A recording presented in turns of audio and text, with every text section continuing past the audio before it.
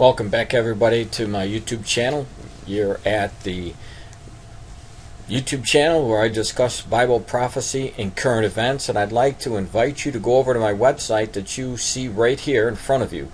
The Last Chronicles of Planet Earth, my documentary on Bible prophecy, will be there. All you have to do is scroll down, and when you scroll down you will see the link right here. Click this link and you can download my book today for free.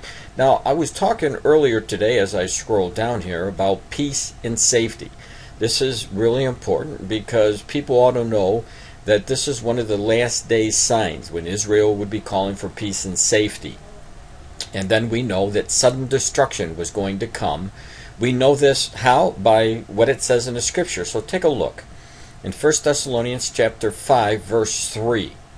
And we start in verse 3. For when they shall say peace, notice now, peace and safety, doesn't say that anything good is going to come. What does it say? Then sudden destruction cometh upon them. Notice in the red, as travail upon a woman with child, and they shall not escape. So what we know is Israel is going to be calling for peace and safety. They will not get the peace and safety that they want initially. Follow me here.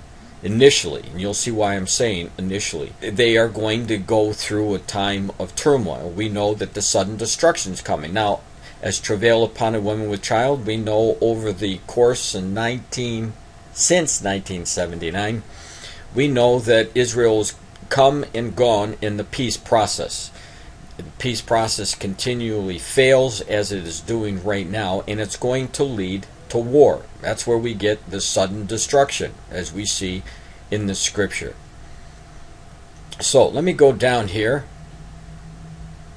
and connect the dots for you, because there's a prophecy sign that talks about this third temple being resurrected again. And we know what's going to happen when this temple is resurrected, as we see from 2 Thessalonians chapter 2 verse 4. Let me read the word of the Lord.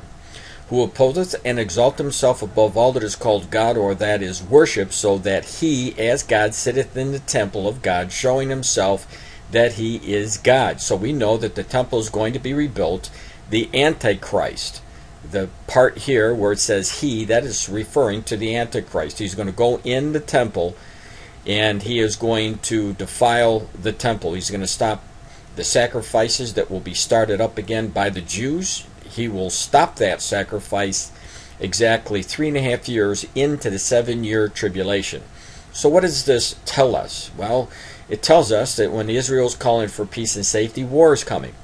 Now, how can war come? Well, there's many scenarios, and I'd like to point out one of those scenarios to you, that all of the roads actually are going to lead to this temple being built and war in Israel. Now, a couple days ago, I talked a little bit about what was going on at the Temple Mount. I warned you many times in my previous post what to look for, and it is happening. The call for prayer on the Temple Mount. You see, this is the Temple Mount area, and the Dome of the Rock, which is the third most holy site for the Muslims, it's there. The Temple Mount is being run by the Muslims. In 1967, when that war ended and Israel was in control of this Temple Mount area for the first time in almost 2,000 years, for those of you who may not know, the Israelis allowed the Muslims to take the facility and run it. They didn't give it to them, they just were generous and gave it to them to run. Now, over the course of these many years, obviously, things have turned around, and the Muslims are really controlling this area, and they're keeping the Jews away from the Temple Mount area here to pray. And of course, I've been warning you that the time is coming when they will be praying on the Temple Mount, and then they are going to build the temple. Now, the Palestinians and the Arabs know that in increments that the Jews are trying to get hold of this area. In other words, have full access to this Temple Mount area. So with that, we see in the news today confusion over the Temple Mount prayer law used to fan tensions. And this is what I said, one of the scenarios I believe that could happen is that when Israel pushes their way to the Temple Mount area and the Arabs see this, that could cause a war because they do not want their area to be defiled. The Muslims believe that it will be defiled if the Jews go up there and pray. Now, what I wanted to show you, if you don't know anything about the Psalm 83 war, because I believe that it is possible that the Psalm 83 war may take off or begin because of this area, this Temple Mount area. So the people who will be coming against Israel, I believe in a sudden destruction, will be those people that the Lord outlined for us in Psalm 83. And of course, that would be Jordan, Lebanon, Saudi Arabia, Egypt, Syria, and the Palestinians. Now, the Palestinians have been in the news more because they are the ones that are more active or have been active trying to get a peace agreement between Israel and the Palestinians, but nothing is working. So let me go down in this area right here. Again, from this article, Confusion over the Temple Mount, and see what it says. It says the Palestinian Authority responds to the proposed Knesset bill that would allow the Jewish prayer in the Temple Mount may exacerbate the already fraught issue by apparently misrepresenting the bill as a bill to allow Jewish worship inside the Al Mosque. Now, since its capture in 1967, Jews are allowed to visit the Temple Mount as tourists, but not to pray on the site. Revered by the Jews as the location of the first and the second temples and the most hallowed area of the Jewish tradition. A new bill drafted by the MKs. Now, this is where I was talking to you about this bill that the Jews were going to go forth with in the Knesset and try to pass this bill to allow the Jews to pray on the Temple Mount. And according to what we see here, it says this would allow the Jews to pray on the Mount using religious holy objects such as the prayer shawl, okay, and the tefillin, which are currently banned.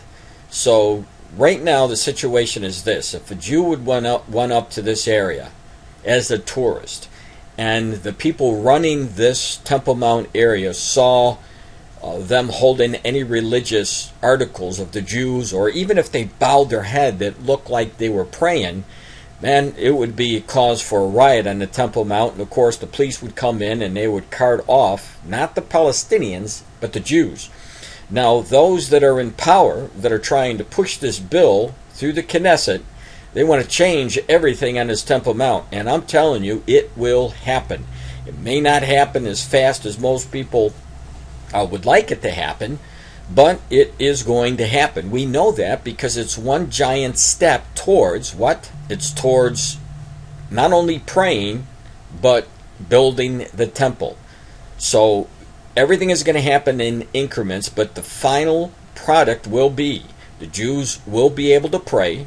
They will be building their third temple. Now, of course, the sudden destruction, these nations, again, are not going to like it.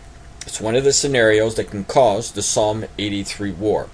So there's definitely tensions going on in the Middle East, and the more that the Jews press in on the Arabs about praying, allowing the Jews to go up to this area, the more we're going to see riots and a possible igniter for the Psalm 83 war. It is very well worth your time to pay attention to what's going on in Israel concerning this most holy site, the Temple Mount area for the Jews, and of course to the Muslims where the Dome of the Rock is. It is their third most holy site, so it is an area of increased tensions. And of course, look what the scripture says: travail upon a woman with child. And that's what we're seeing happen right now.